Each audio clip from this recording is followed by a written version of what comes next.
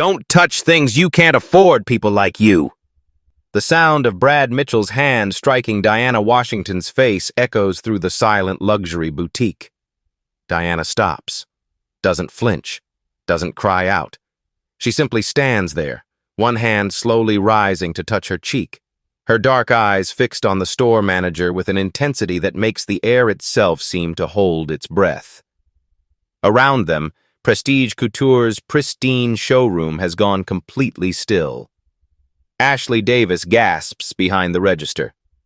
Two customers freeze mid-conversation, their phones already sliding into their hands. "Excuse me?" Diana's voice is soft. Dangerously soft. "If you're watching this, please subscribe and let me know where you're watching from. Because what happened next will shock you and restore your faith in instant justice." You see, Brad Mitchell had no idea who he'd just assaulted. And in exactly 5 minutes, his entire world was about to collapse. 30 minutes earlier, Diana Washington pushes through the glass doors of Elite Fitness on Rodeo Drive. Her workout clothes are simple. Black leggings, an oversized gray hoodie, hair pulled back in a messy ponytail. No makeup, no jewelry except for a simple watch. She pauses on the sidewalk, checking her phone. Her assistant has rescheduled 3 meetings. For the first time in months, she has an unexpected free hour. "Perfect," she murmurs to herself, glancing across the street at the familiar storefront. "Time for a little quality control." Diana Washington built Prestige Couture from nothing 15 years ago. Started with a single dress design and a dream. Now the brand spans 12 countries, generates over $2 billion in annual revenue. But she never forgot the early days. Being followed through department stores, having salespeople assume she couldn't afford basic items. She crosses the street with purpose.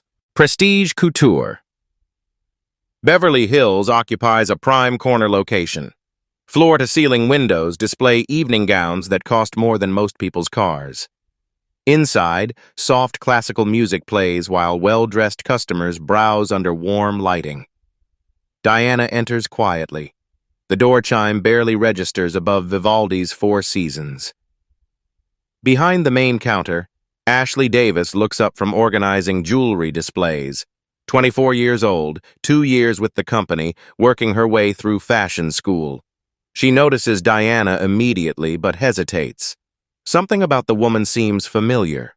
From his position near the VIP consultation area, Brad Mitchell spots the new arrival. 6 years as store manager.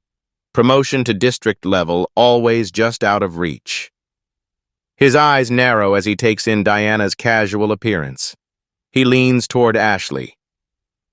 "Don't waste time on that one," he whispers. "Focus on customers who can actually afford something." Ashley shifts uncomfortably. "But maybe she's just..." "Trust me, I know the type." Diana moves through the store with quiet confidence. She examines a silk scarf, feeling the fabric between her fingers. Her touch is knowing, professional. The stitching, the weight, the drape. She evaluates everything with an expert's eye. Near the evening wear section, an elegant woman in her 60s browses cocktail dresses. Mrs. Patterson wears pearls and carries a Hermes bag. The kind of customer Brad recognizes instantly. He approaches with a brilliant smile. "Mrs. Patterson, how wonderful to see you again. I have something absolutely perfect for your charity gala." "Oh, Brad, you're such a dear. Show me what you have." He guides her toward the premium collection, speaking in warm, attentive tones. "This Valentino just arrived from Milan. Only 3 in the country." Diana watches the interaction from across the store. She's seen this dance 1,000 times. The automatic assumptions, the immediate categorization of who deserves attention and who doesn't. She continues browsing, moving toward the haute couture section. Here, price tags start at 4 figures and climb rapidly. An $8,000 evening gown catches her eye, one of her own designs from last season's collection. The dress is exquisite, midnight blue silk with hand-beaded details. She remembers every conversation with the seamstress, every adjustment to achieve the perfect drape. Diana reaches out to examine the fabric. "Ma'am?" Brad's voice cuts through the classical music. He's finished with Mrs. Patterson and has noticed Diana's location. "Ma'am, this section requires personal shopper assistance." Diana doesn't look up from the dress. "I'm just looking." Her slight smile carries something Brad doesn't recognize, something that should make him pause, reconsider, think twice. Instead, he steps closer. "These pieces are very delicate and quite expensive." His tone suggests she couldn't possibly understand either concept. Other customers begin to notice the interaction. Ashley watches from behind the counter, her stomach nodding. Margaret Thompson, the security guard, glances over from her position near the door. "I understand," Diana says softly, still examining the beadwork. "Beautiful craftsmanship." "Yes, well." Brad crosses his arms. "Perhaps you'd be more comfortable looking at our more accessible pieces. We have some lovely items on sale in the back." The condescension drips from every word. Other customers start to stare. The classical music continues, but conversation has stopped. Diana finally looks up. Her dark eyes meet Brad's pale blue ones. "And what makes you think I'd be more comfortable there?" The question hangs in the air like smoke. Ashley holds her breath. Margaret takes a half step closer. Even Mrs. Patterson turns to watch. Brad's face reddens slightly. He's committed now in front of customers, staff, everyone. "I'm just trying to help you find something more suitable." Diana nods slowly. Her fingers trace along the dress's beaded neckline with the reverence of someone who understands true artistry. "This is quite suitable," she says. "In fact, it's exactly what I'm looking for." Brad's jaw tightens. 6 years of managing entitled customers, dealing with shoplifters, protecting the store's image. This woman is challenging him in front of everyone, and he's about to make the worst mistake of his professional life. Diana continues examining the dress. Her fingers trace the intricate beadwork with obvious appreciation, completely ignoring Brad's warning. "Ma'am, I need you to step away from the merchandise." She doesn't move, doesn't even acknowledge he's spoken. Brad's face flushes deeper red. Around them, the store has grown quiet except for Vivaldi's strings. Other customers pretend to browse while watching from their peripheral vision. "I said don't touch!" Brad lunges forward, grabbing Diana's wrist and yanking her hand away from the dress. The crack of his palm against her cheek echoes through the boutique like a gunshot. Everything stops. The classical music continues its elegant melody, but every human sound ceases. Conversations die mid-sentence, footsteps freeze, even breathing seems suspended. Diana stands perfectly still, one hand slowly rising to touch her cheek. She doesn't cry out, doesn't stumble backward, doesn't react the way anyone would expect after being struck by a stranger. Behind the counter, Ashley's hand flies to her mouth. Her eyes go wide with horror. 2 years working retail, and she's never seen anything like this. Margaret Thompson shifts near the entrance, her security training warring with disbelief. 25 years in this job, and she's never seen a manager assault a customer. Mrs. Patterson drops her purse. The leather hits marble with a soft thud that sounds deafening in the silence. Near the men's accessories, James Wilson, a corporate lawyer shopping for his wife's birthday, slowly reaches for his phone. His legal instincts are screaming that he's just witnessed something criminal. Diana lowers her hand from her cheek. The skin is red where Brad struck her. She looks at him with an expression that's impossible to read. "Security!" Brad shouts, his voice cracking slightly. "Escort this woman out immediately!"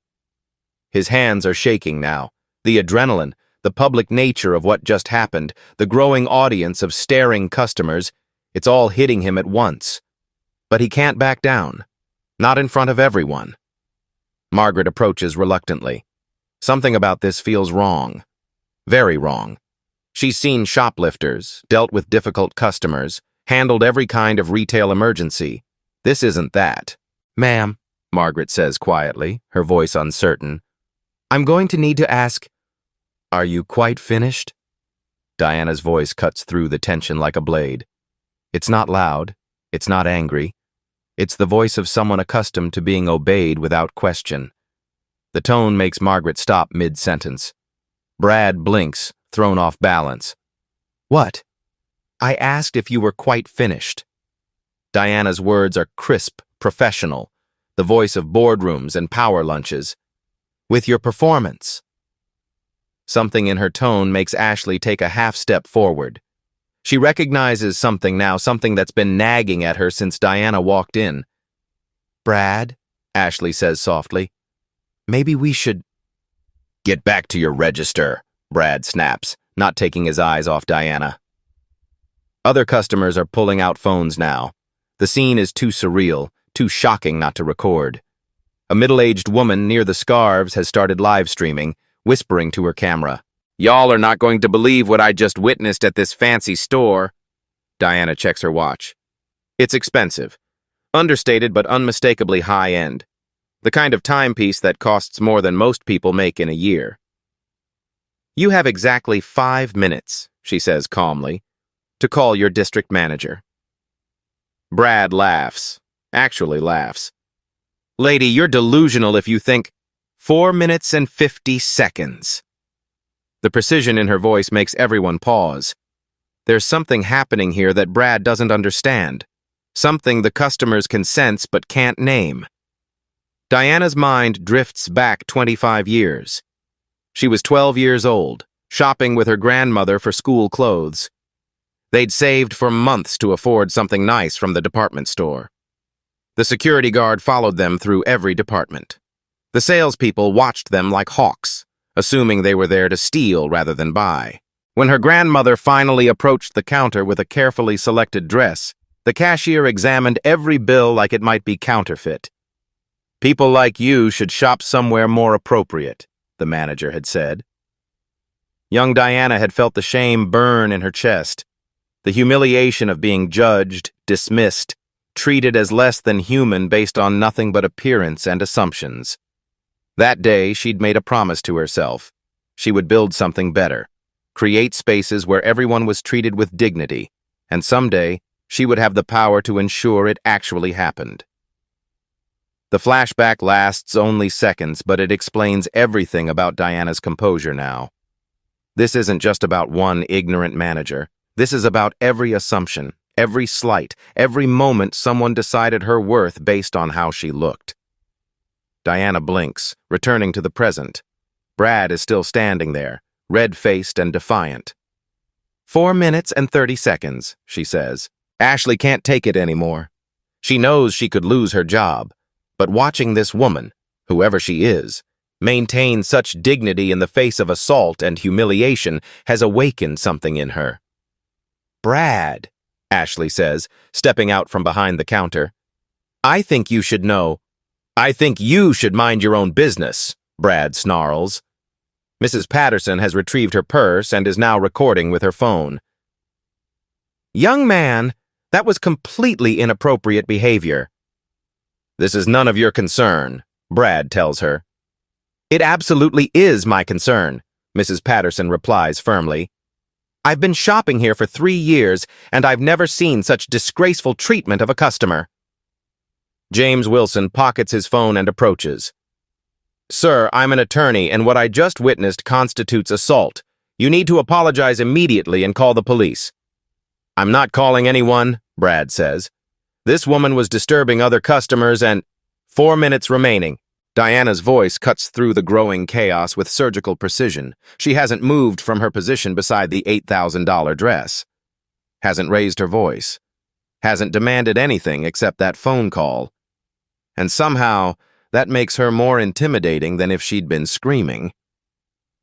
Ashley stares at Diana's profile, and suddenly it clicks. The bone structure, the way she carries herself, the obvious knowledge of fashion. "Oh my God," Ashley whispers. Brad turns toward her. "What?" Ashley's face has gone pale. She's remembering the corporate newsletter, the founder's profile in Vogue, the company retreat where they showed that documentary about building the brand. She knows exactly who this woman is. And Brad is about to learn why Diana Washington's calm confidence isn't misplaced at all. Ashley takes a deep breath and steps forward.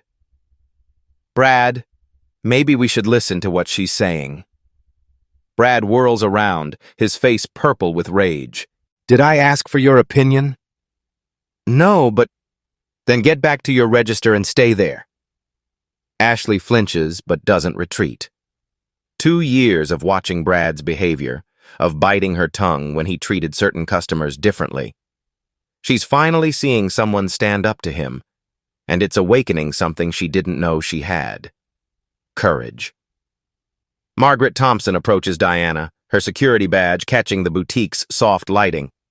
She's been watching this whole situation escalate, and her professional instincts are at war with what she's witnessed.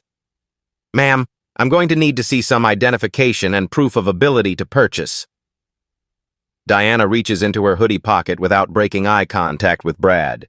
She pulls out a wallet, simple black leather, nothing flashy, and extracts a card. Margaret's eyes widen.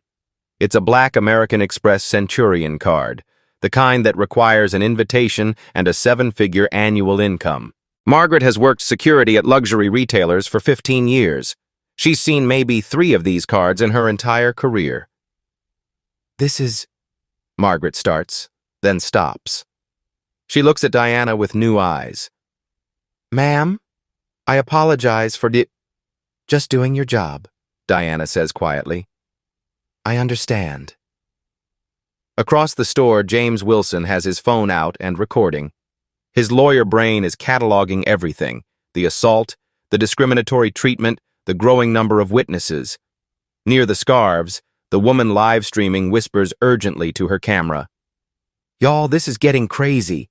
This manager just slapped a customer and now everyone's recording. Her phone screen shows 12 viewers, then 25, then 50. The numbers climb as people share the live stream. What's happening now? Someone types in the comments. Manager lost his mind, she whispers back.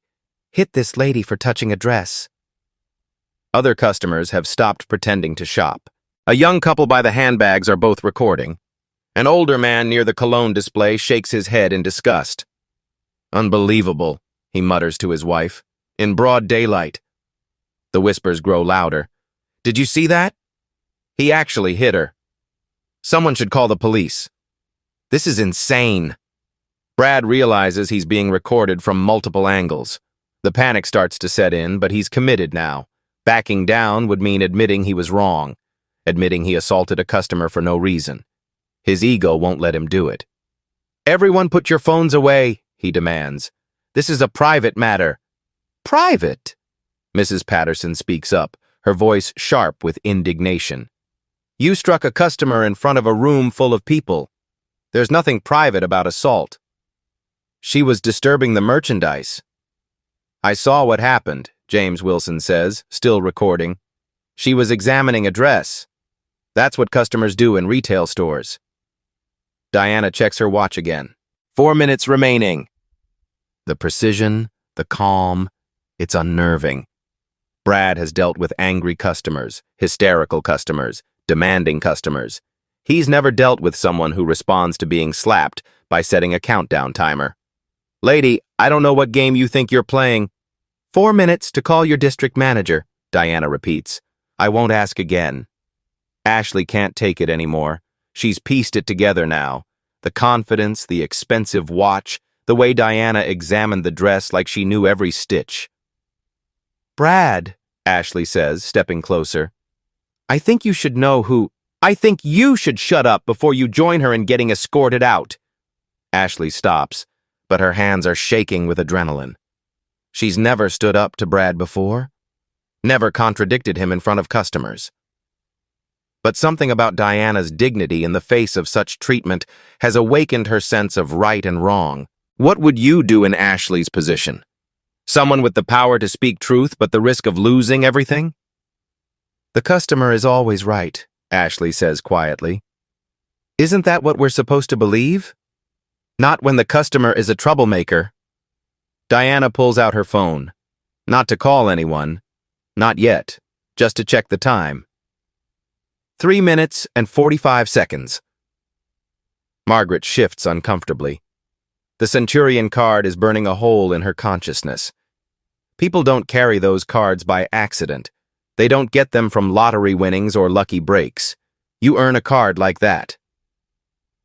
Sir, Margaret says to Brad carefully, maybe we should reconsider the situation. What situation? Some woman comes in here, doesn't belong, causes trouble, and you want me to apologize? The live streaming customer's viewer count hits 200. Comments flood in faster than she can read them. Call the police. This is discrimination. What store is this? Name and shame. She tilts her phone to show the Prestige Couture logo on the wall. Mrs. Patterson has had enough. She's been shopping luxury retail for 40 years, and she's never seen anything like this. Young man, I've spent thousands of dollars in this store. If this is how you treat customers, I'll be taking my business elsewhere. Mrs. Patterson, please. This doesn't concern our valued customers. It concerns me when I see someone assaulted for shopping while black. The words hang in the air like a slap of their own. Mrs. Patterson has said what everyone was thinking, but no one wanted to name. Brad's face goes white, then red again. This isn't about... Then what is it about? James Wilson asks, still recording. She was looking at merchandise in a store.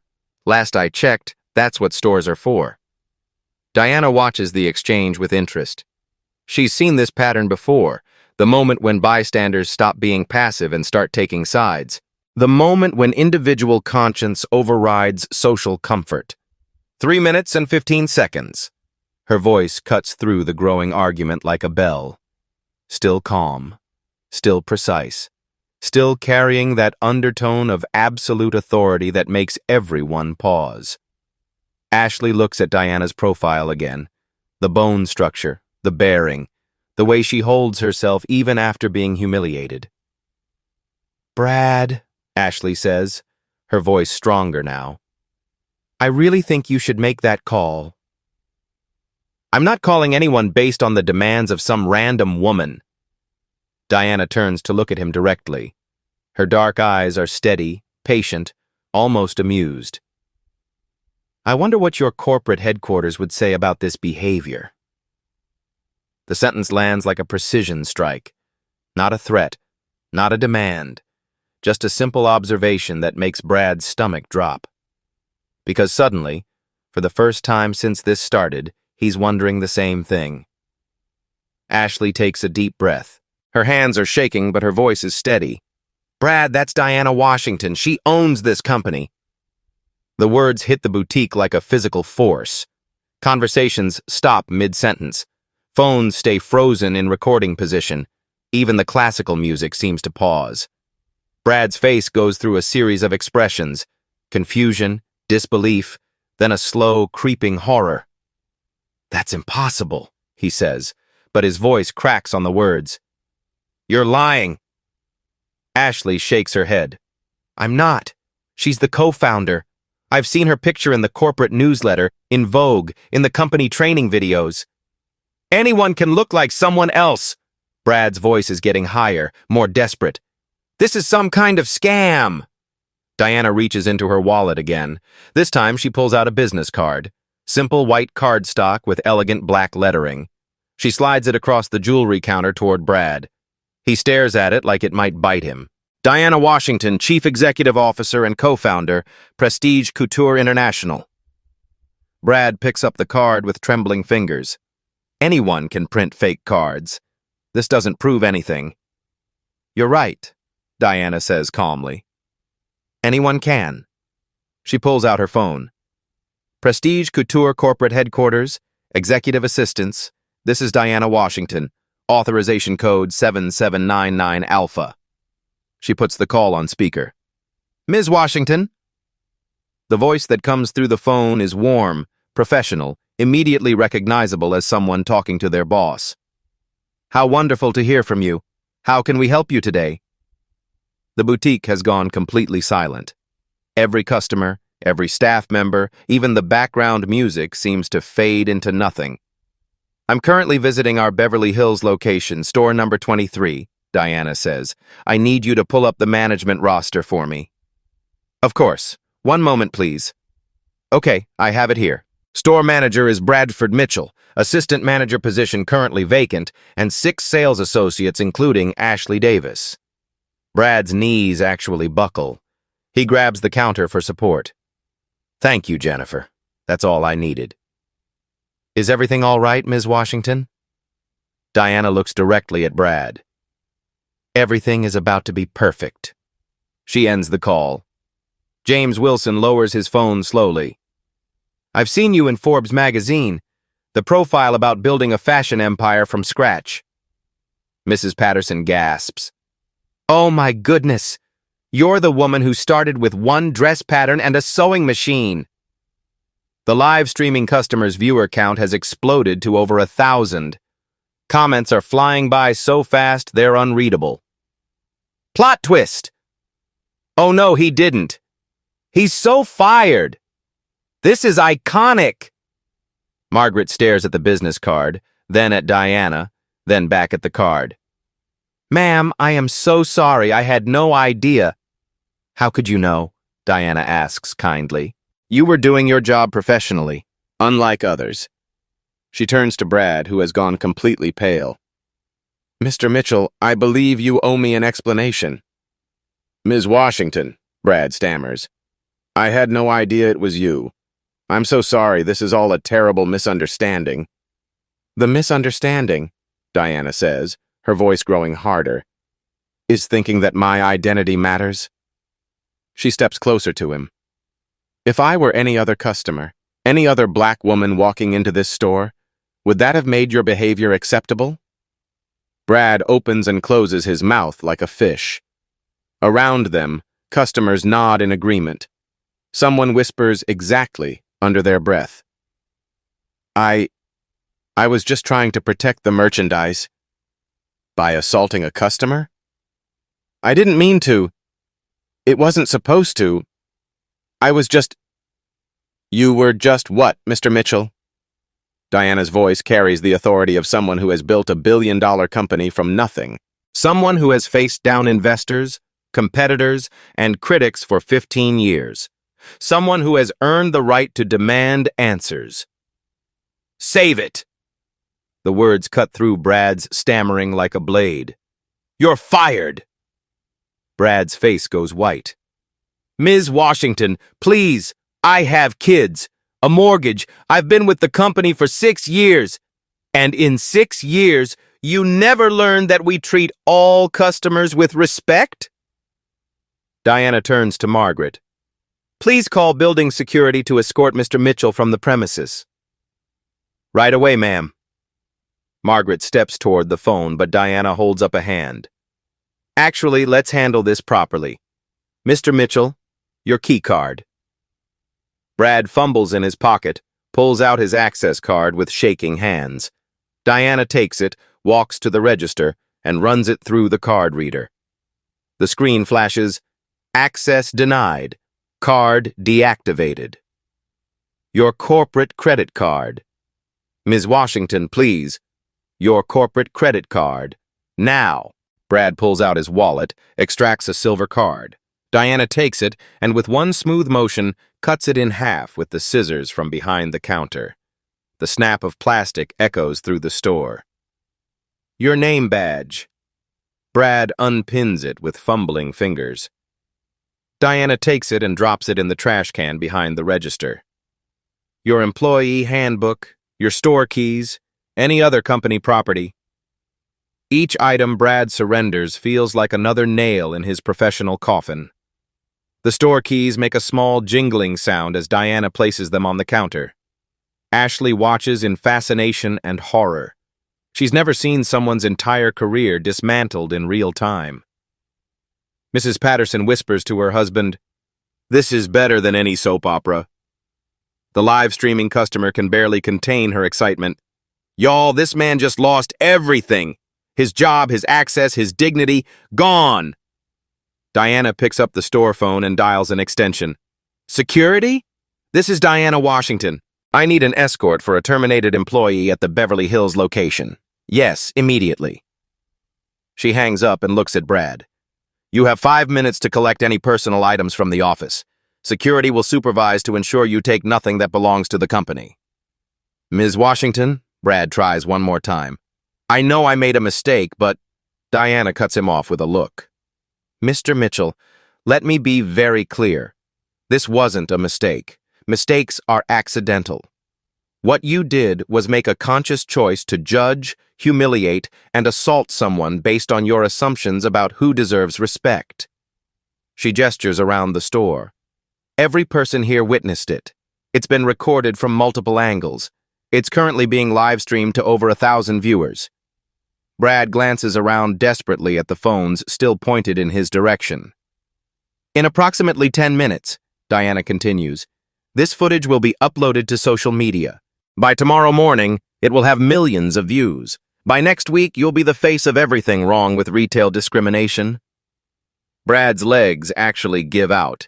He sits down hard on a nearby chair. I am the corporate, Diana says, her voice carrying to every corner of the store. And you're fired. The words land with the finality of a judge's gavel. 2 security guards appear at the entrance. Building security, not store security. They're large, professional, and clearly accustomed to removing problem individuals. Ms. Washington? The taller guard approaches respectfully. Gentlemen, this is Bradford Mitchell, former store manager. He needs to collect personal items and then be escorted from the building. He is not to return. Understood, ma'am. One guard moves toward Brad. Sir, if you'll come with me. Brad stands on unsteady legs. His face is red with shame and shock.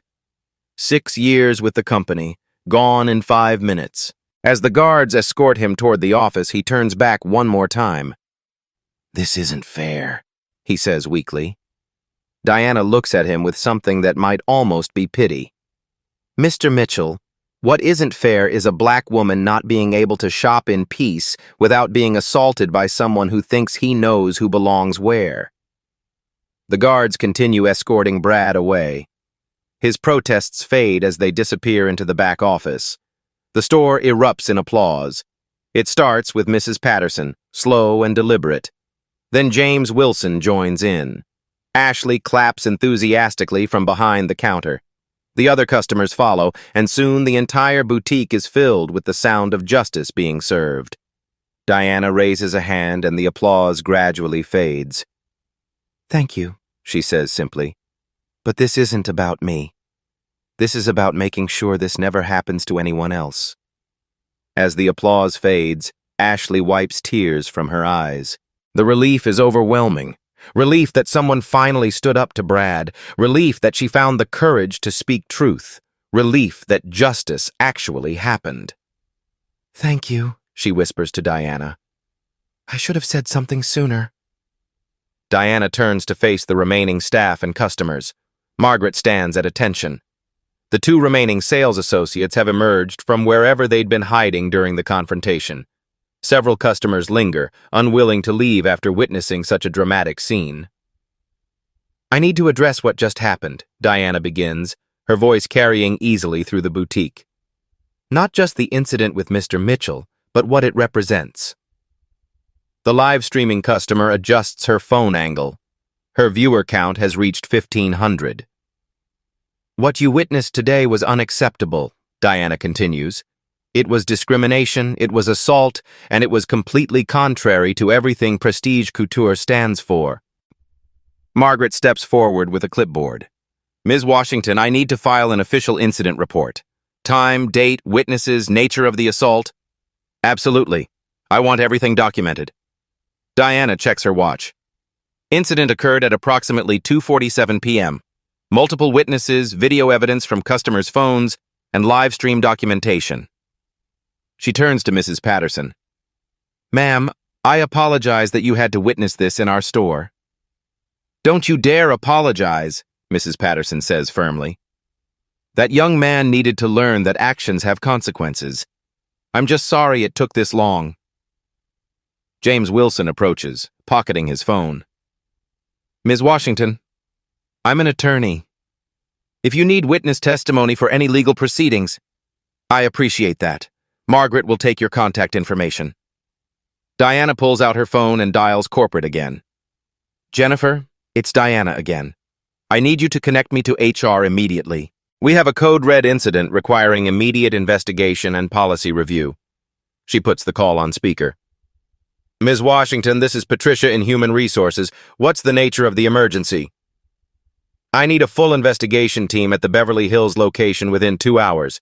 Employee termination for customer assault and discrimination.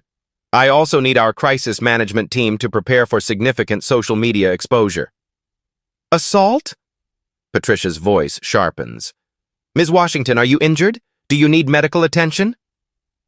I'm fine, but we need to get ahead of this. The incident was recorded and is currently being live-streamed. We need to prepare a statement about our commitment to equality and customer service. Understood. Team will be there by 5 p.m. Diana ends the call and addresses the customers still in the store. I want to personally ensure that everyone who witnessed this receives exceptional service today. Any alterations you need are complimentary. Any concerns about your experience here, please speak with Ashley or Margaret directly. The customers nod appreciatively. Several approach Ashley to continue their shopping, clearly wanting to support the store under its real leadership. Diana's mind drifts back to 1998. She was 26 years old, recently graduated from business school, trying to get meetings with potential investors for her fashion line. Meeting after meeting, she'd sit across from venture capitalists who would smile politely while asking if she'd considered more realistic career options. Who would suggest she start smaller, maybe with accessories? Who would question whether there was really a market for her particular aesthetic? The unspoken message was always the same. Young black women didn't build fashion empires. She'd proven them wrong, of course, built prestige couture into an international brand that generated billions in revenue. But she never forgot the condescension, the assumptions, the casual dismissal of her capabilities. That's why she'd insisted from day one that prestige couture would be different. Hiring practices that prioritized diversity, training programs that addressed unconscious bias, store policies that emphasized respect for every customer. But policies are only as good as the people who implement them. And today, she'd seen how badly they could fail. The flashback lasts only moments, but it crystallizes Diana's determination. This isn't just about one ignorant manager. This is about systemic change. She blinks, returning to the present. Ashley is watching her with obvious admiration. Ashley, Diana says, you showed real character today. It takes courage to speak up when your job might be at risk. Ashley flushes with pride. I knew it wasn't right. Character is revealed in moments when you think no one is watching, Diana says, but especially when you know someone is. She turns to address the entire store. We're implementing immediate changes to prevent this from ever happening again. First, mandatory unconscious bias training for all employees, starting next week. Margaret nods approvingly. Second, we're establishing a customer complaint hotline with guaranteed response within 48 hours. Any customer who feels they've been treated unfairly can call directly to corporate. Ashley pulls out her phone to take notes. Third, we're creating a mystery shopper program. People from all backgrounds will regularly test our customer service to ensure everyone receives equal treatment. The live streaming customer whispers to her camera, "Y'all, this is how you handle a crisis. Complete transparency and actual change." Diana continues, Ashley, I'm promoting you to assistant manager, effective immediately. You'll be responsible for implementing these new training programs. Ashley's eyes widen.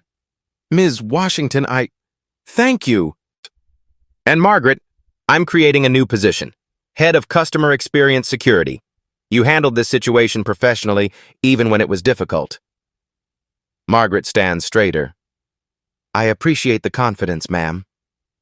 Mrs. Patterson approaches Diana. You know, I've been shopping luxury retail for 40 years, and I've never seen a company owner handle a crisis with such grace and decisiveness. Thank you, Mrs. Patterson. But this isn't really about grace. It's about basic human decency. The woman live streaming checks her phone. Y'all, we're up to 2,000 viewers and climbing. This is going viral for real. Diana nods. Good. The more people see this, the more pressure there is on other retailers to examine their own practices. She addresses the camera directly. If you're watching this, know that discrimination in retail is not acceptable. As customers, you have power. Use it. Support businesses that treat everyone with respect. Call out those that don't. And James Wilson speaks up. This is exactly the kind of leadership we need in corporate America. Immediate accountability and systemic solutions. I appreciate that, Diana says. But real change comes from everyone. Customers who speak up when they see discrimination. Employees who find the courage to do what's right. Managers who lead by example instead of bias. She gestures around the store. Today, all of you chose to be part of the solution. Mrs. Patterson, you called out the behavior. James, you documented it. Ashley, you spoke truth despite the risk. Margaret, you maintained professionalism while supporting justice. The customers and staff beam with pride. That's how change happens, Diana continues. Not from corporate policies alone, but from individual people deciding to do better. Her phone buzzes with a text. The investigation team is en route. They'll interview everyone who witnessed the incident and review all available footage. She looks around the store one more time. I started Prestige Couture because I believed fashion should be about beauty, creativity, and self-expression, not about who gets judged worthy of respect based on appearance. Diana pauses, choosing her words carefully. What happened today was a failure of our systems and our training, but it was also an opportunity to prove that when we fall short of our values, we don't make excuses. We make changes. The live stream viewer count hits 3,000. Comments are pouring in from around the world. This is how you run a business. Respect. Shopping here next time I'm in LA. Real leadership. Margaret approaches with the completed incident report. Ms. Washington, everything is documented. Timestamps, witness statements, the works. Perfect. Submit it to corporate and provide copies to the investigation team. Diana checks her watch. It's been less than an hour since she walked into the store, but everything has changed. I want monthly reports on customer satisfaction, employee feedback, and any discrimination complaints, she tells Ashley. We're going to make this location a model for the entire company. Ashley nods eagerly. Yes, ma'am. I won't let you down. I know you won't. You already proved that today. As Diana prepares to leave, Mrs. Patterson stops her. You know, I came in here today to buy a dress for my anniversary dinner, but I got something much more valuable, faith that good people still fight for what's right. Diana smiles. Mrs. Patterson, I hope you still buy that dress. Ashley will take excellent care of you. The older woman beams. Oh, I absolutely will. And I'll be telling everyone I know about this store and what happened here today. 3 months later, Prestige Couture Beverly Hills looks the same from the outside. Same elegant storefront, same luxury displays, same classical music floating through the air. But everything else has changed. Ashley Davis straightens her new assistant manager name tag as she reviews the morning schedule. Customer satisfaction scores are up 40% since the incident. The Mystery Shopper program has identified and corrected service issues at 6 other locations. Most importantly, every employee has completed the unconscious bias training. Good morning, ma'am. Welcome to Prestige Couture. How can I help you today? Ashley greets a young Latina woman in casual clothes who's examining the evening wear collection. 6 months ago, this customer might have been ignored or followed. Today, she receives the same attention as anyone else. Margaret Thompson walks past in her new role as Head of Customer Experience Security. She's developed protocols now used company-wide. How to identify real security threats versus discriminatory assumptions. How to de-escalate situations professionally. How to support both customers and staff when conflicts arise. The Diversity Hiring Initiative has brought in new voices at every level. The store's staff now reflects the community it serves. Training sessions happen monthly, not just during orientation. Diana still shops incognito occasionally, testing the changes. Last week, she visited wearing workout clothes again. The experience was completely different. Respectful service, genuine helpfulness, no assumptions or attitude. Brad Mitchell, according to industry sources, has struggled to find similar work in retail management. Word travels fast in small professional circles, especially when your termination goes viral with 5 million views across multiple platforms. The impact has spread beyond prestige couture. Other luxury retailers have quietly implemented similar training programs after seeing the public response to Diana's handling of the situation. No one wants to become the next viral discrimination story. The Beverly Hills Chamber of Commerce presented Prestige Couture with an Ethics in Business award. Diana accepted it, but insisted Ashley and Margaret join her on stage. Real change doesn't come from executives in boardrooms, Diana said in her acceptance speech. It comes from employees who choose courage over comfort, and customers who demand better. The local news covered the award ceremony. Customer testimonials poured in praising the store's transformation. "I've never felt more welcomed in a luxury store," wrote one reviewer. "The staff treats everyone like family." "This is how retail should work," posted another. "Respect, professionalism, and genuine service for all customers." The corporate complaint hotline receives calls, but they're overwhelmingly positive. Customers from other locations request similar changes at their local stores. Diana reviews the quarterly reports from her office. Customer retention is up. Employee satisfaction scores have improved dramatically. Most tellingly, the demographics of their customer base have diversified significantly. The store has become a destination not just for luxury goods, but for luxury experience done right. Ashley's leadership as assistant manager has been exceptional. She's mentoring new employees, leading training sessions, and has been accepted to the company's executive development program. Margaret has been promoted to regional security coordinator, helping implement customer experience protocols across 12 West Coast locations. The live-streamed video from that day continues to circulate, shared as an example of immediate accountability and real systemic change. Business schools have used it as a case study in crisis management and corporate responsibility. But perhaps the most important change is the simplest one. Every customer who walks through the doors of Prestige Couture Beverly Hills is treated with dignity and respect, regardless of how they look, what they wear, or what assumptions others might make about them. That's the standard Diana Washington built her company on 15 years ago. And finally, it's the standard being lived every single day. If this story inspired you to stand up against discrimination, please share it and subscribe for more stories of justice prevailing. What's your experience with retail discrimination? Share in the comments below, and remember, change happens when ordinary people choose to do extraordinary things. Real change happens when power chooses humility over ego,